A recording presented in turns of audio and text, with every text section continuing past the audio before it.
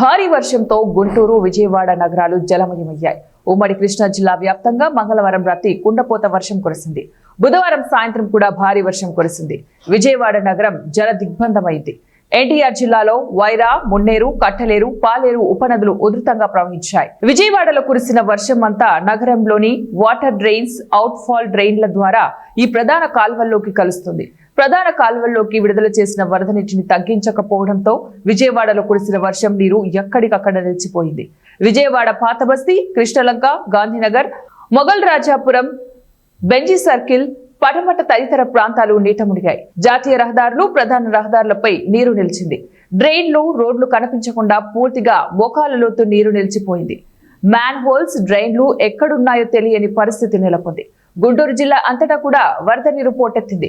Major డ్రైన్లతో పాటు వాగులు పొంగి నివాస ప్రాంతాలు, పంట పొలాలను ముంచెత్తాయి. మంగళవారం రాత్రి 10 గంటల నుంచి బుధవారం వేకుజామున 4 గంటల వరకు ఎడతెరిపి లేకుండా వర్షం కురవటంతో వాగులు ప్రమాదకర స్థాయికి చేరుకున్నాయి.